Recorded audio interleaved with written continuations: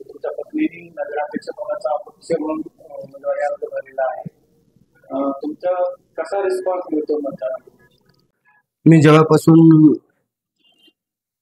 नगरपालिकेचे इलेक्शनचे पडघम वाजायला सुरुवात झाली तर मी समाजामध्ये फिरत असताना सर्व समाजाच्या प्रमुख लोकांशी चर्चा केल्यानंतर माझ्या असं लक्षात आलं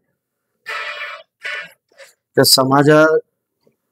समाजाचा अभ्यासू प्रतिनिधी असला पाहिजे, त्यांना कामाचा अनुभव असला पाहिजे.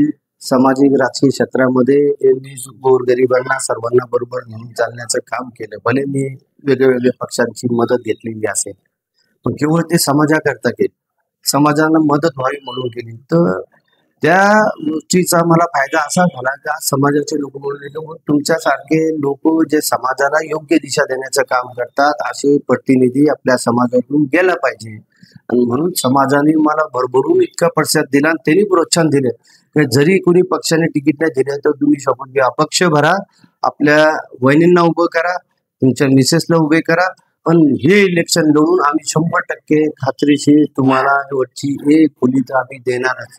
आम्हाला आता कुठल्याही पक्ष, सगळ्या पक्षाने आम्हाला पसरून झालं. आता आम्हाला आमचा प्रतिनिधी निवडायचा अधिकार आलेला आहे. आता आम्ही आमचा प्रतिनिधी निवडू हा विश्वास जेव्हा समाजाने दिला म्हणून मी माझ्या पत्नीला पुढे आणून मी आज अपक्ष म्हणून फॉर्म भरलेला आहे. तुमच्याकडे पाहिलं